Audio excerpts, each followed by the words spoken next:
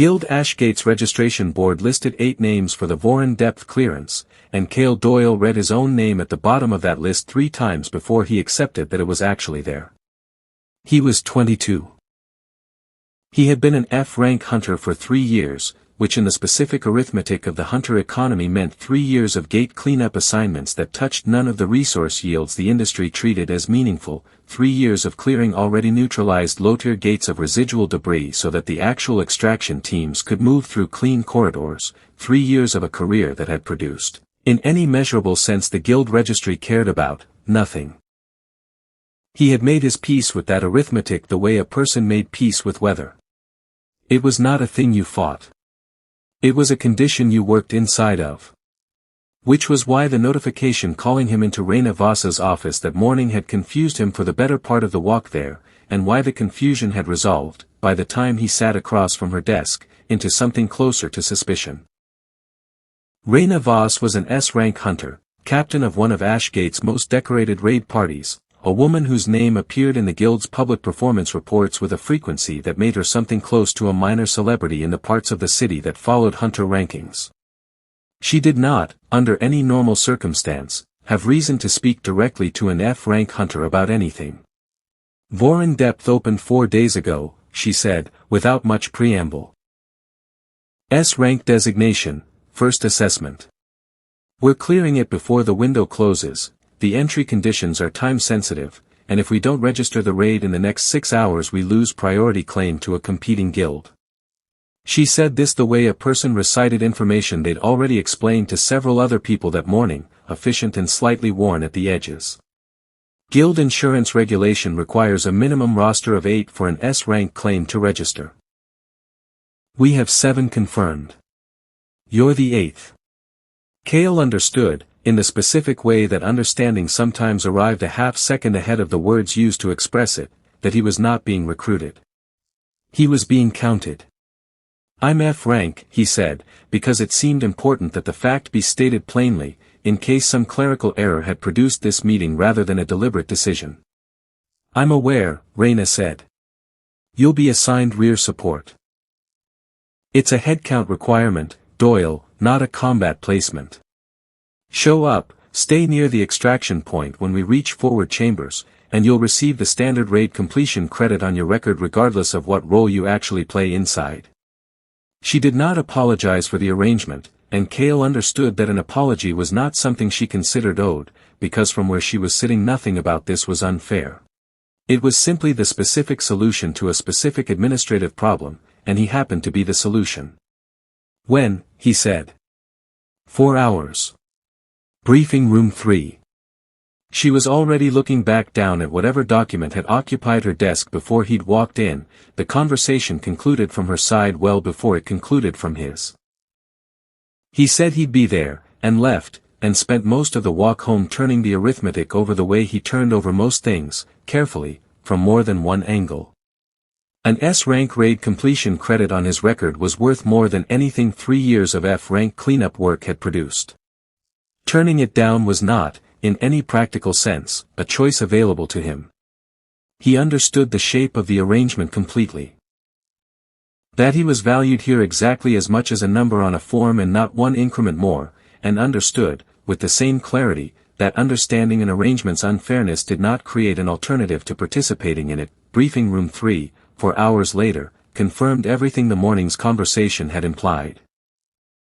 6 S-rank hunters and 1 A-rank sat around the central table, reviewing scouting reports and terrain projections with the specific fluency of people who had done this dozens of times together, finishing each other's tactical observations, referencing prior raids by shorthand that assumed shared history Kael did not have and had never been given a chance to build. He sat at the edge of the room, in the seat nearest the door, and was handed nothing. No scouting report. No terrain projection. When he asked, quietly, whether there was a briefing packet for rear support roles, the hunter nearest him, a broad-shouldered man named Doran, Raina's second, glanced at him with an expression that wasn't quite dismissive enough to be an insult and wasn't quite careless enough to be an oversight. Rear support doesn't need the packet, Doran said. You're there for the head count. Stay near the entry point, stay out of contested zones, and you'll be fine.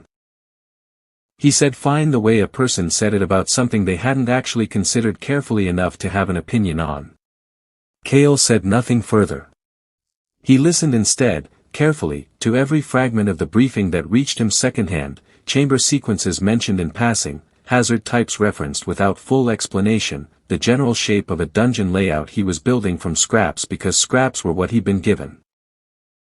It was a habit 3 years old, this particular kind of attention, born from a career spent constantly working with incomplete information and having learned, slowly and without anyone teaching him deliberately, how to extract more from a fragment than the fragment was technically offering. They entered the gate at Voren Depth 2 hours later. The interior hit him the way S-rank interiors were documented to hit hunters without S-rank combat conditioning, a density of hostile pressure in the air itself, a scale to the architecture that dwarfed anything his F-rank assignments had ever exposed him to, corridors that seemed to actively discourage the presence of anything smaller than what they'd been built to contain. He moved through the first several chambers a half-step behind the party's pace, reading terrain the others had already internalized from scouting data he'd never seen, catching up each time the gap widened past what felt survivable, saying nothing about the effort it cost him because saying something would have changed nothing except how the party perceived him, and their perception of him had already been fixed before he'd walked through the gate. The core chamber opened 4 hours in, 3 clearance stages ahead of where the briefing had projected it, triggered by an environmental condition none of the seasoned party had anticipated. Kael watched the recalculation happen on Reyna's face in real time, the sudden opportunity, a resource claim window now open ahead of schedule, narrow and time-locked in a way that meant standard clearance procedure would burn through it before extraction could complete. "We push," Reyna said. "Immediate extraction. The chamber's containment field needs to stay stable while we pull the core resource, which means someone holds the field manually at the access point while the rest of us complete the extraction."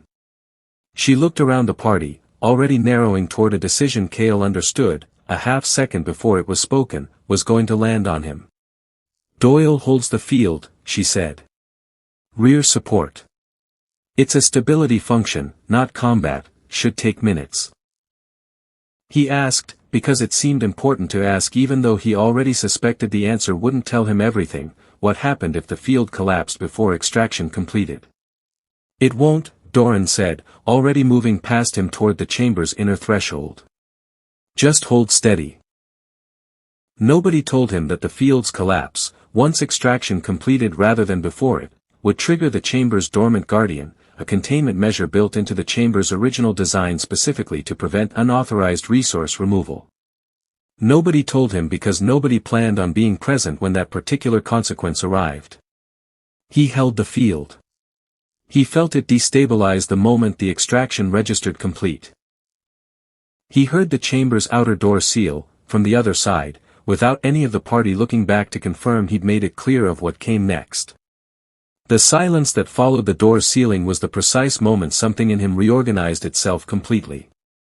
Not panic, the specific, cold clarity of understanding, without ambiguity, exactly how little he had been worth to the people who'd brought him here, and understanding it not as an insult to feel wounded by, but as information to act on immediately, because the Guardian was already waking. It rose out of the chamber's floor in a shape that made his F-rank combat training feel like a childhood exercise, scaled and armored in a way built specifically to test full S-rank parties rather than a single hunter left behind to buy them time. He fought it the only way available to him, not for victory, because victory wasn't a category his current capability belonged to, but for the next several seconds, and then the several after that, his gear failing against its durability in ways that were specific and physical, a blade edge chipping against plating that should have yielded, a defensive ward collapsing 3 seconds faster than its rated duration. Each failure sharpening his fear into something more useful than panic, because panic accomplished nothing and clarity, however narrow, occasionally bought another half-second. It was in the middle of a strike that should have ended everything that the tattoo on his forearm ignited. It had been there since early childhood, dismissed by every awakening assessment across 3 years of registered hunter activity as a meaningless birthmark, never once flagged by a single system scan. He felt it activate before he understood what activation meant, a heat under the skin that arrived faster than thought, and the system's interface, always present in his peripheral vision the way it was for every awakened person, attempted to classify what was happening and failed to produce anything from the standard readout, instead displaying a designation he had never seen used anywhere, by anyone, in 3 years of following the Hunter world's public documentation as closely as his circumstances allowed. He didn't have time to process the designation fully. The Guardian's follow-up strike was already committed, and something in the ignited tattoo answered it, not with a technique he recognized as his own, but with a borrowed, imprecise reflex that moved his body faster and lower than his training had ever taught him, enough to turn a killing blow into a survivable one. He killed it 2 exchanges later, in a strike that shouldn't have landed clean against that plating, and as it did, a new mark burned itself into his skin alongside the original tattoo, and with it came a fragment of the Guardian's own capability, not a full copy, something bounded and costly in ways he didn't yet understand, but present, and his, in a way nothing had ever been his before. He stood in the wreckage of the chamber for a long moment afterward, breathing hard, disoriented less by fear now than by the sheer unfamiliarity of still being alive to feel anything at all. He examined the new mark carefully once his hand stopped shaking enough to hold his own forearm steady, testing small deliberate motions, trying to isolate what exactly had triggered its formation, building the same kind of careful, patient hypothesis that had gotten him through 3 years of incomplete information. Not celebration, not yet, just the methodical, private work of understanding a mechanic he was already fairly certain nobody else in the world had ever documented, because nobody else in the world, as far as any registry he'd ever read recorded, had a tattoo that did this. The walk back through the dungeon felt different from the walk in. He moved without the half-step lag of Scene 3's uncertain pacing, reading terrain now with an attention sharpened by having just survived something his rank should never have survived, and when he finally reached the extraction point at the gate's threshold, he found the party still there, mid-celebration over the resource yield, champagne bright with the specific satisfaction of people who believed the day's cost had already been fully paid. Reyna saw him first. Her expression was the first thing to break, the raised glass in her hand going still, the easy line of her shoulders stiffening as the math of what she was looking at failed to resolve into anything her expectations had prepared her for. Kael said nothing yet. He simply stood at the threshold, the new mark still faintly warm beneath his sleeve, and let the silence stretch exactly as long as it needed to. Reyna's glass did not shatter when it slipped from her fingers. It simply fell, hit the stone floor of the extraction platform, and rolled to a stop against Doran's boot, and the small, ordinary sound of it landing was somehow louder than anything anyone had said since Kael stepped through the gate's threshold. Nobody moved to explain first. That was the detail Kael noticed most, standing there with the mark still warm beneath his sleeve. That in a room full of decorated hunters who had spent years learning to react instantly to danger, the danger of being asked a question they didn't want to answer produced total stillness instead. It was the raid overseer, a guild administrator named Baxton who had accompanied the party only as far as the extraction platform to log the resource claim, who finally spoke. The system logged a solo kill, he said slowly, reading from the display that had populated automatically the moment Kael crossed back through the gate boundary. Guardian class threat. Registered kill credit, Kael Doyle. Sole combatant. He looked up from the display at Reyna. Someone want to explain how an F-rank hunter ends up soloing a containment guardian that the mission log shows was never engaged by the rest of the party? Reyna's answer, when it came, was careful in the specific way that careful answers were careful when a person was constructing them in real time rather than reciting something prepared. The field required manual stabilization during extraction. Doyle held the position. The Guardian activation wasn't anticipated. Wasn't anticipated, Baxton repeated, or wasn't waited for. Kael said nothing. He had learned, across 3 years of being spoken about rather than to, that silence in a moment like this did more work than any statement he could make, because the system log did not require his testimony to establish what had happened. It had already established it, automatically, without bias, the moment his kill registered. Every word Reyna offered now was being measured against that log rather than against him, and he found he preferred it that way. Baxton's report went to guild leadership within the hour. Kael's inquiry statement, given 2 days later in a small administrative office considerably less grand than briefing room 3, took less than 20 minutes, because there was very little for him to add beyond confirming what the log already showed. He did not volunteer the tattoo. He did not mention the mark now settled permanently into the skin of his forearm, nor the fragment of borrowed guardian capability sitting inside him, tested twice more in the days since in controlled, careful solitude, still not fully understood even by him. The inquiry was about abandonment protocol and headcount negligence. It was not, as far as anyone conducting it seemed to know, about anything else, and Kael saw no reason yet to make it about anything else. The inquiry's conclusion, 3 weeks later, satisfied no one fully. Reyna received a formal rank reprimand and a temporary suspension of raid captain privileges, a real cost but a survivable one, softened considerably by the fact that Ashgate's leadership was, Kael slowly came to understand through the careful attention he paid to every conversation that touched the matter, considerably more interested in the anomaly he represented than in extracting full accountability from one of their most productive captains. Doran received a formal note in his record and nothing more. Kael understood the shape of that outcome the same way he'd understood the shape of being counted rather than chosen for the raid in the first place, not as a surprise, simply as further confirmation of how the arithmetic of value worked in this world, and who it worked for. He let it go, mostly, because pursuing more than the inquiry offered would have required him to reveal more than he was willing to reveal, and he had already begun to understand, in the weeks since Voren Depth, that what he was carrying was worth protecting more carefully than his grievance against Reyna was worth pursuing. He spent those same weeks doing the only thing that had ever reliably produced results for him across 3 years of incomplete information. Patient, structured investigation, conducted alone, in the hours between his reassigned cleanup shifts, which the guild had continued to give him without any apparent awareness, yet, of what he'd survived in that chamber. He returned to the mark first. Sitting alone in his apartment with his forearm bared under lamplight, he examined the way it had settled alongside the original tattoo, the two markings now visually distinct but clearly related, as though the second had grown out of some template the first had always been waiting to use. He tested small, deliberate actions, flexing specific muscle groups, focusing his attention in the particular way that had triggered the borrowed reflex during the Guardian fight.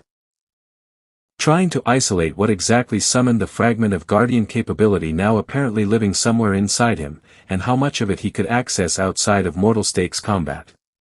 It answered, faintly, to focused intent. Not command, exactly, he couldn't simply will the Guardian's strength into his limbs the way a trained ability user commanded a standard awakened skill. It surfaced more like a held breath released at precisely the right moment, present and available but requiring a specific internal condition he was still learning to recognize before he could reliably reach it. Careful hypothesis that had gotten him through a career built on scraps of information rather than complete pictures. The pattern that emerged unsettled him more than it satisfied him.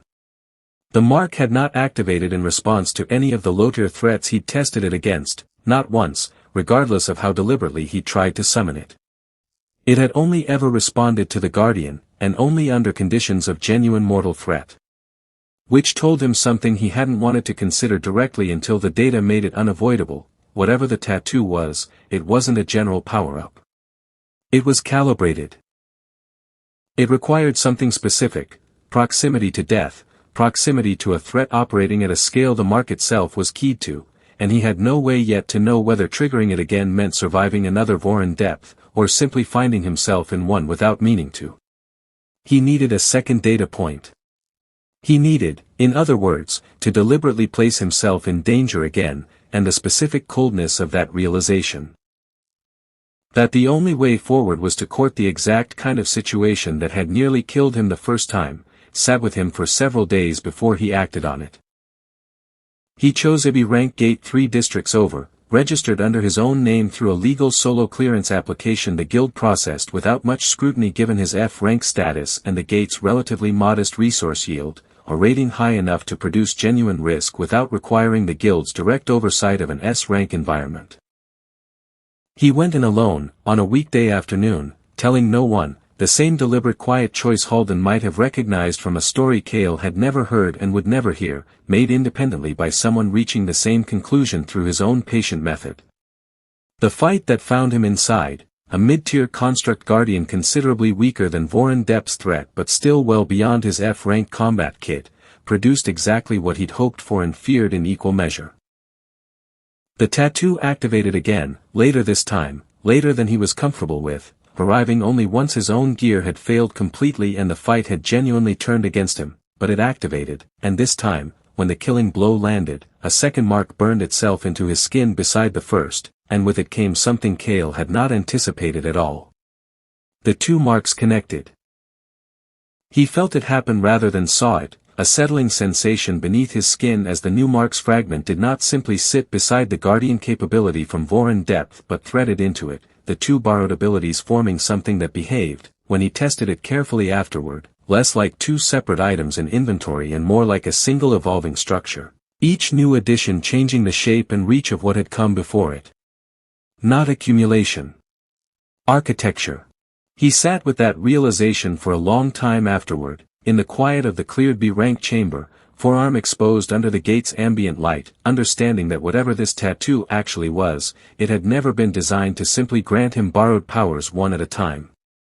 It had been designed to build something, incrementally, out of whatever it was fed, and he had no way yet to know what the finished structure was supposed to become, or who, if anyone, had built it with that purpose in mind. He was not the only one, by that point, who had begun asking questions. Una Mar worked in Ashgate's internal analytics division, a role that placed her, day to day, in front of raid completion logs and combat data streams that most of the guild's leadership skimmed rather than read. Her job, specifically, was to flag inconsistencies. Performance anomalies that might indicate an ability worth recruiting more aggressively, or a threat classification error worth correcting before it cost someone their life. Kael's file had crossed her desk in the ordinary course of reviewing the Voren Depth inquiry supporting documentation, a routine task she might have closed within the hour if the numbers had made sense. They didn't. An F-rank hunter, solo kill credit against a Guardian-class threat, no combat ability classification on file that could account for it. She had pulled his full record out of curiosity more than suspicion at first, and found, beneath the F-rank designation and the 3 years of unremarkable cleanup assignments, a gap in his awakening assessment she hadn't expected. A physical marking noted in the original evaluator's notes, dismissed in a single line as a non-functional birthmark, never rescanned in 3 years despite standard protocol requiring periodic reassessment of any awakened person whose combat performance shifted significantly. His combat performance had, by every log she could access, shifted significantly exactly once. The day of the Guardian kill. She began pulling every gate registration Kael had filed since, the B-rank solo clearance among them, and found a second unexplained combat spike buried in a district she had no obvious reason to be monitoring, connected to his name only because she had started actively looking. She did not go to him directly. Not yet. She began instead building the same kind of careful, patient case that Kael himself had spent 3 years learning to build from incomplete information, gathering enough before approaching him or her own superiors that she wouldn't be dismissed the way low-priority anomalies involving F-rank hunters were usually dismissed by default. Kael did not know he was being watched.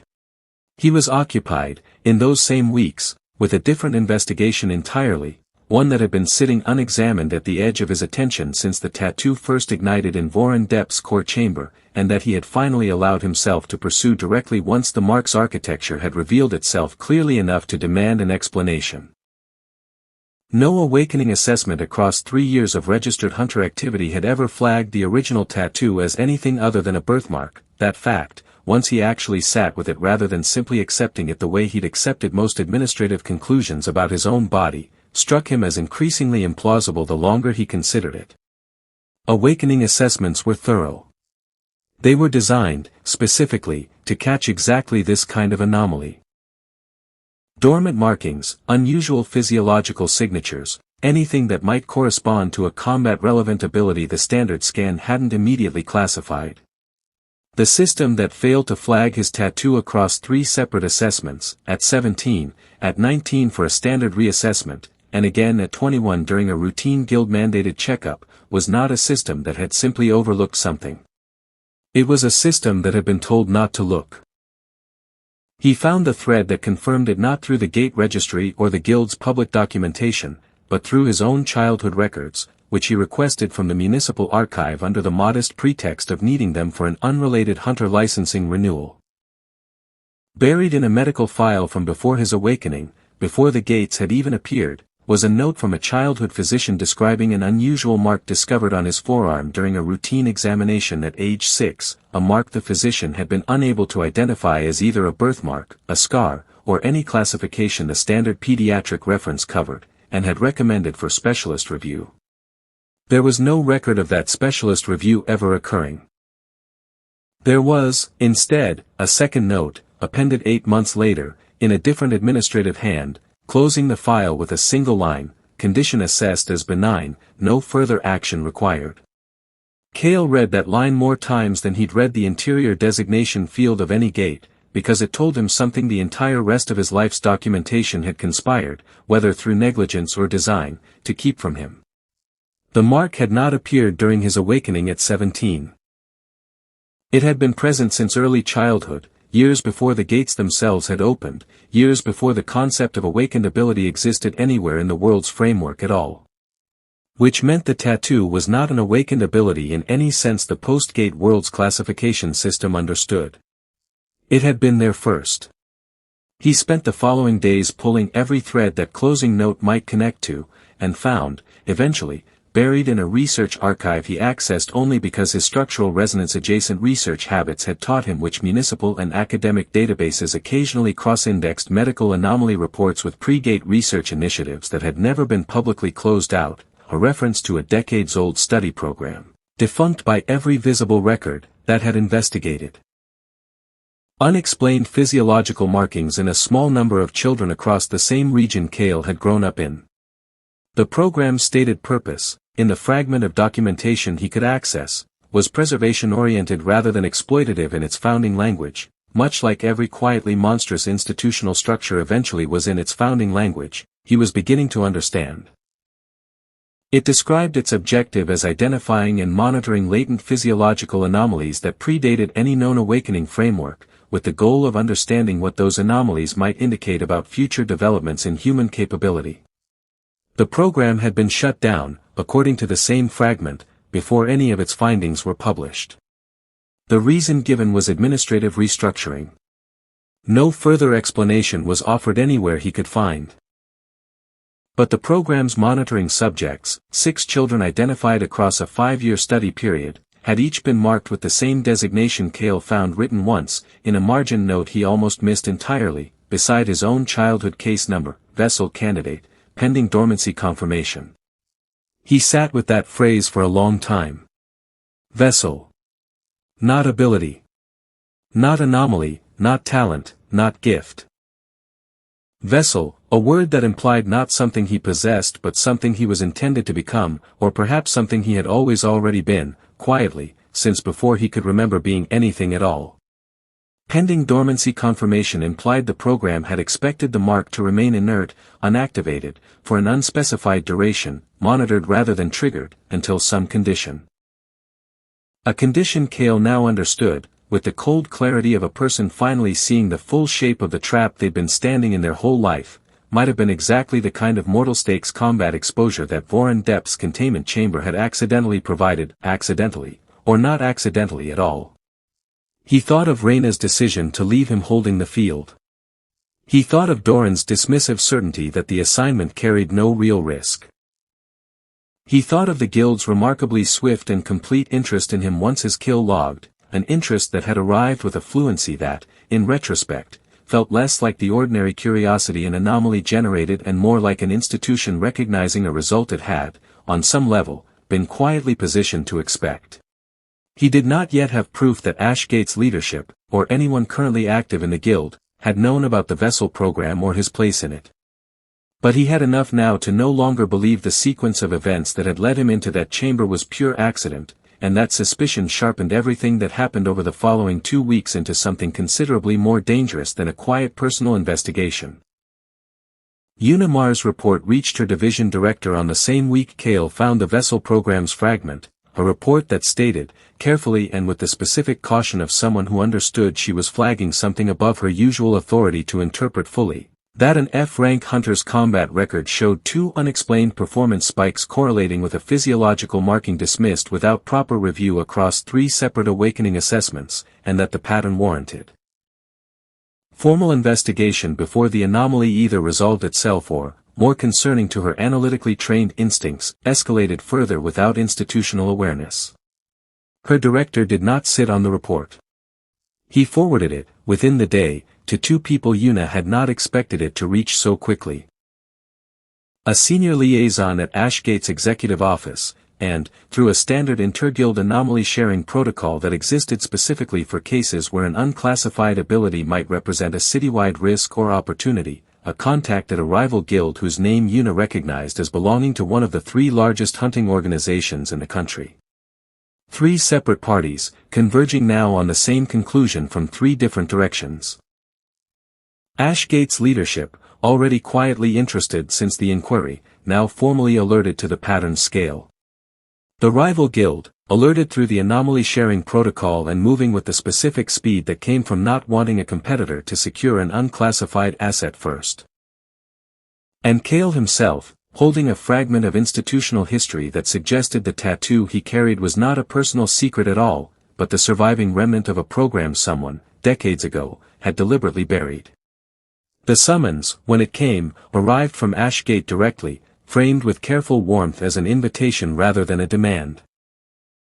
A formal meeting, the notification said, to discuss recent developments in his combat record and, it added with a phrasing Kael read 3 times before understanding its full implication, certain historical documentation that had recently come to the guild's attention regarding his early medical history, they knew. Or they had found enough, quickly enough, to be circling the same discovery he'd made alone in his apartment days earlier. They knew. Or they had found enough, quickly enough, to be circling the same discovery he'd made alone in his apartment days earlier. He arrived at the meeting with the closing note from his childhood medical file folded carefully in an inner pocket, not to present it, not yet, but to have it near him the way a person kept close whatever proof they might need to produce quickly if the room's intentions turned out to require it. The meeting room was not briefing room 3. He arrived at the meeting with the closing note from his childhood medical file folded carefully in an inner pocket, not to present it, not yet, but to have it near him the way a person kept close whatever proof they might need to produce quickly if the room's intentions turned out to require it. The meeting room was not briefing room 3.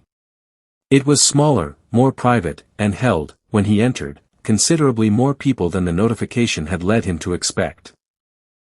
Ashgate's senior liaison, a representative he did not recognize whose credentials, when introduced, placed her with the rival guild Una's report had reached, and, seated slightly apart from both, a woman introduced simply as Dr. Farrell, a researcher whose affiliation was listed only as an independent consultant to the guild's Anomaly Review Board, and whose expression, when she looked at Kael, carried a recognition that unsettled him more than anything the 2 guild representatives had said.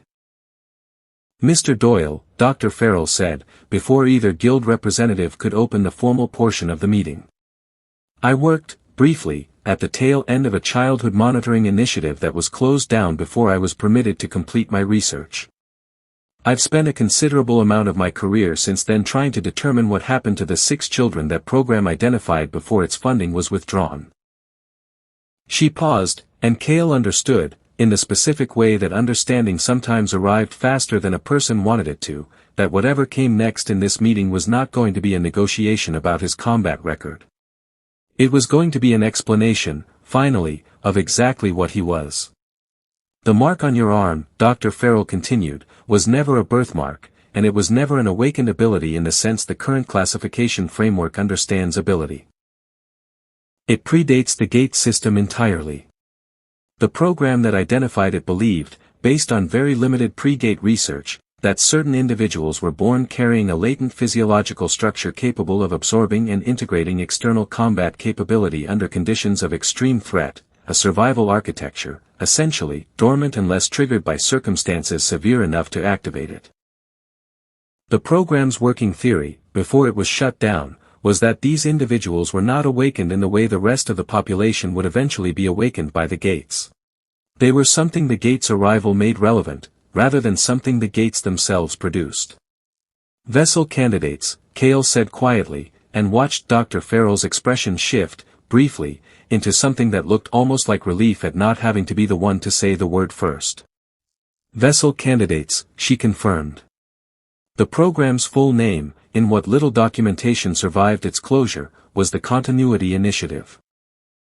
Its stated purpose, before it was buried, was to identify individuals capable of preserving accumulated combat capability across otherwise fatal encounters, a preservation mechanism, theoretically, for skill and strength that would otherwise simply be lost when a person died. The program was shut down not because the theory was disproven, but because the Ethical Review Board at the time determined that deliberately triggering the mechanism in a living subject to confirm the theory would require placing that subject in genuine mortal danger without their informed consent, and no version of the program's leadership at the time was willing to authorize that experiment openly. The room was very quiet. Openly, Kael repeated. Dar. Farrell held his gaze without flinching from what he was clearly asking. I don't have proof that anyone connected to the original program orchestrated what happened to you at Voren Depth. I want to be precise about that, because precision matters here and I won't overstate what I can and cannot confirm. But I can confirm that your case file was never fully closed, that a monitoring flag remained attached to your civilian record for reasons that were never explained to any physician who touched your file after that initial closure, and that the flag's access history shows it was reviewed, quietly, on 3 separate occasions in the last 5 years by an authorization credential that traces back to an office inside Ashgate's own historical administrative structure. Kael sat with that, the full shape of it finally arriving all at once rather than in the careful fragments he'd been assembling alone for weeks. Not a random institutional failure, not simple bureaucratic negligence compounding across 3 medical reviews by coincidence, but a deliberate, patient, decades-long act of quiet monitoring, conducted by people who had known exactly what he was carrying since he was 6 years old, who had left the mechanism dormant and unexplained specifically because triggering it openly would have required consent no ethics board would grant, and who had, whether through direct intervention or simply through the accumulated structural incentives of an institution that had learned to treat certain lives as more disposable than others, ended up with exactly the outcome the original program had never been permitted to pursue honestly. He had not been awakened that he had been activated, and somewhere inside Ashgate's own administrative history, someone had known, for years, exactly what conditions it would take.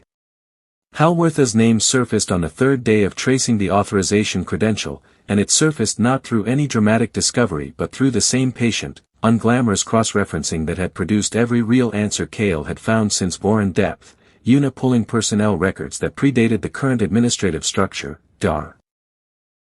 Farrell matching a credential format against an executive access tier that had been retired from active use 8 years ago but never fully purged from the Guild's historical logs. Director Halworth had stepped down from Ashgate's executive structure 8 years prior, according to the public record, in what the Guild's press materials at the time had described as a voluntary retirement following a long and distinguished career in operations oversight. He retained, the same records showed, an informal advisory position, the kind of honorary title institutions gave to former leadership as a courtesy that usually amounted to nothing more than a standing invitation to annual functions. His authorization credential had accessed Kael's sealed medical monitoring flag 3 times in the last 5 years. Not 8 years ago, when he'd still held active executive authority. Recently, and repeatedly, using access privileges that a genuinely honorary title should not have retained. He's not hiding it well, Una said, studying the access logs across the small table in Dr. Farrell's private office, the 3 of them having settled, in the days since the meeting, into an arrangement none of them had explicitly negotiated but all of them understood, a working alliance built on the shared fact that each of them held a piece the others needed. Which either means he doesn't think anyone would ever look, or he wants to be found. Dr. Farrell didn't answer immediately. Kael had noticed this about her already, the careful pause before she committed to a statement, the same discipline of precision she'd shown in the meeting room when she'd refused to overstate what she could and couldn't confirm. "I knew Halworth," she said finally. "Not well. He was 2 levels above the original Continuity Initiative's day-to-day leadership when the ethics board shut it down. I always assumed, when the program closed, that the closure was thorough. If he's been accessing Kael's file quietly for years, either the closure was never as thorough as I believed, or someone revived a version of the program's monitoring function without formally reopening it. Which version, Kael said, would explain why nobody flagged my tattoo across 3 separate assessments. Yes, Farrell said. It would. They didn't have long to sit with the implication before the rival guild's representative resurfaced, a woman named Ilsen Cade who had introduced herself in the meeting room only by her guild affiliation and title, and who found Kael alone 3 evenings later outside his apartment with the same deliberate, unhurried patience Farrell herself displayed, the specific manner of someone who had decided a conversation was necessary and had chosen the timing of it carefully rather than leaving it to chance. "I won't waste your evening," Ilsen said. "My guild has its own history with the Continuity Initiative. We funded a portion of its early research before the ethics review shut it down, and we've maintained an interest in its findings ever since, quietly, the way institutions maintain interests in things they were never permitted to finish." She studied him with an expression that held none of Ashgate's careful, self-interested warmth. "I'd like to offer you a transfer. Full guild support, resources considerably beyond anything Ashgate has extended you in 3 years, and complete authority over how your own development proceeds. No headcount placements. No rear support assignments. You'd be the priority, not the afterthought."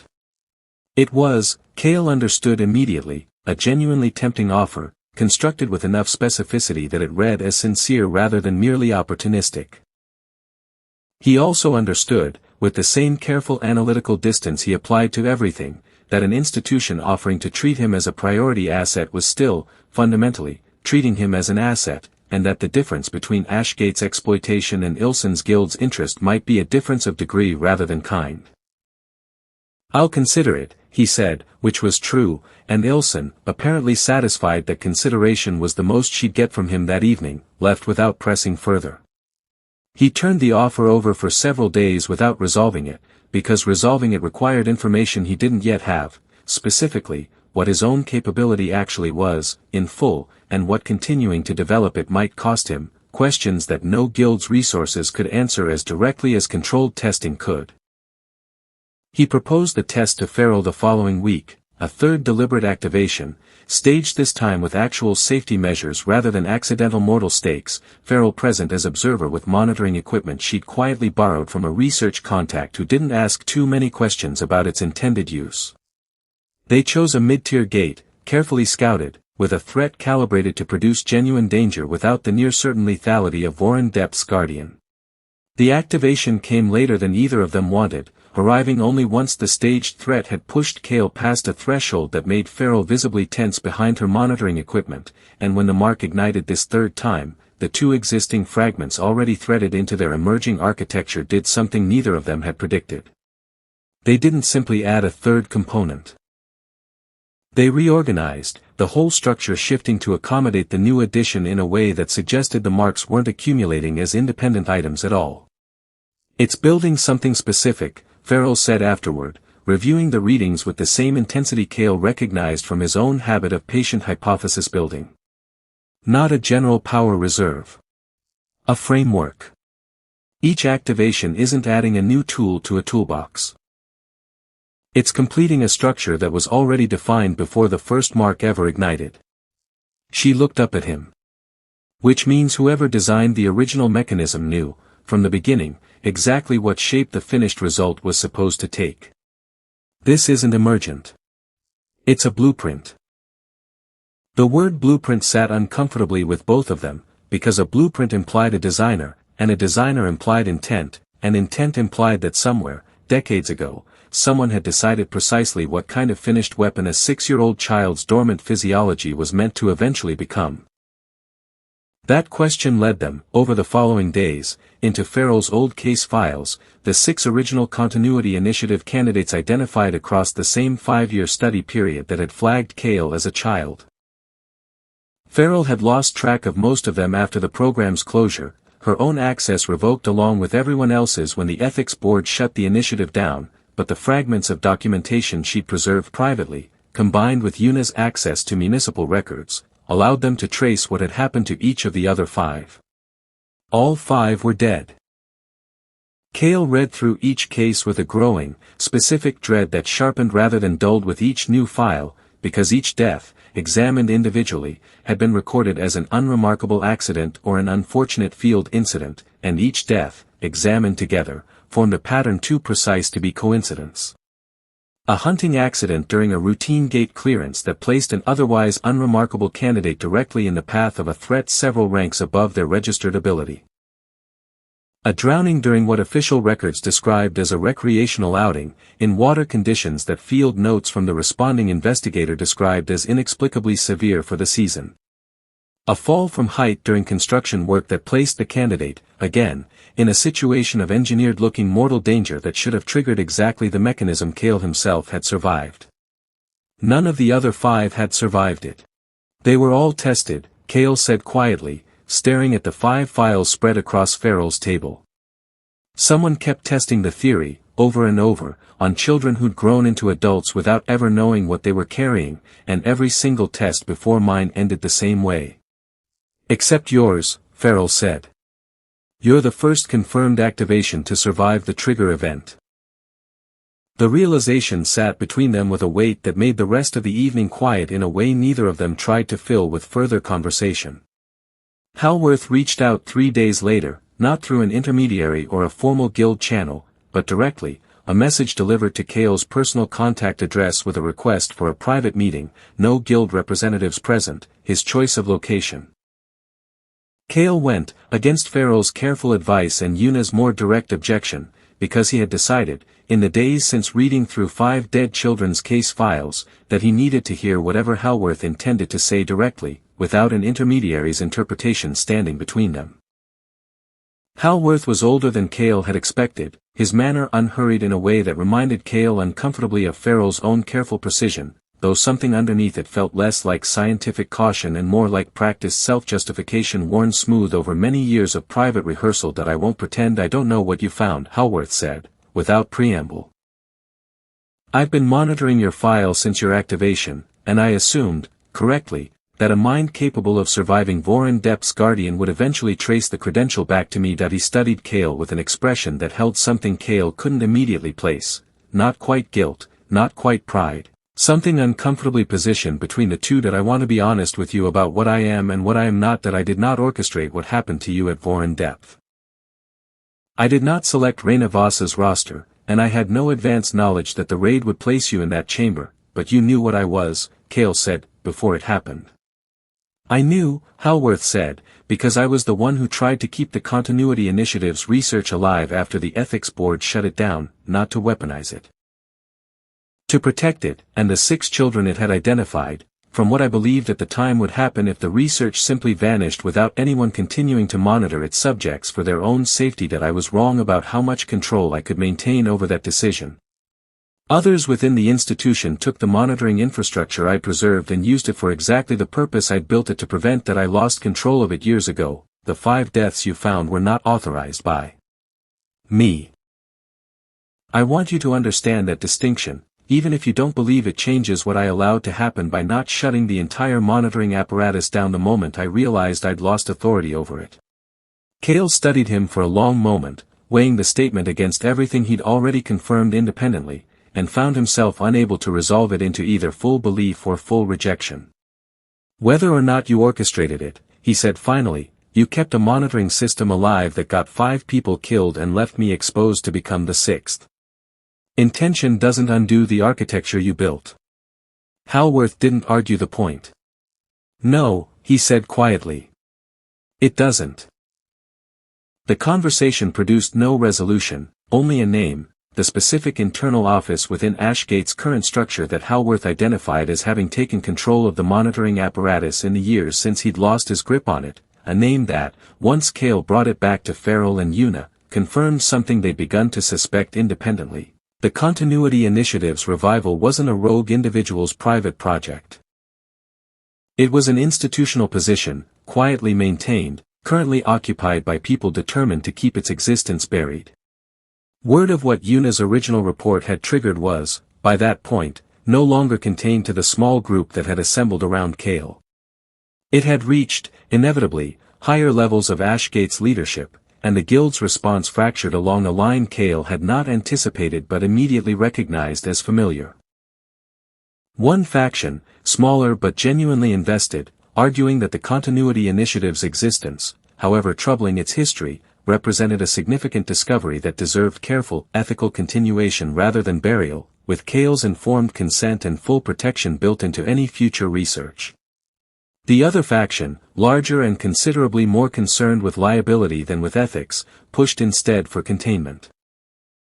Quiet suppression of the entire matter, before public exposure turned an internal scandal into a citywide crisis that implicated the guild's own historical leadership in a series of engineered deaths. Kael understood, watching this fracture develop from the careful reports Una continued feeding him, that the second faction would eventually need to address the most immediate threat to their preferred outcome, and that the most immediate threat was not him. It was Dar.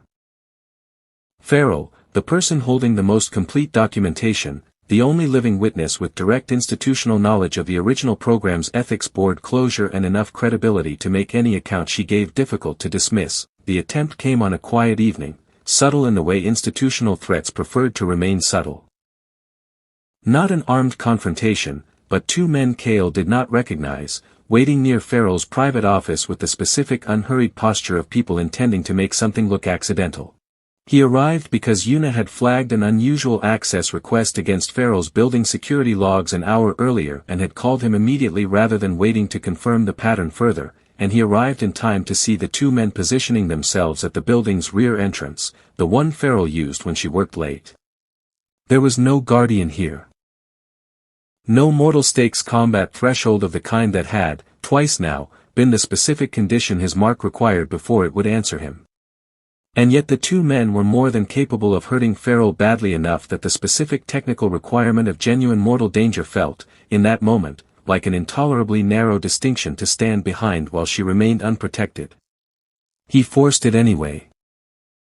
Not through any deliberate technique the mark's architecture had taught him, but through the same raw, desperate reaching he'd used unconsciously in Voren Depth's chamber, willing the ignition to answer a threat that was Farrell's and not strictly his own, and felt, for the first time, the mark respond to something other than his own mortality.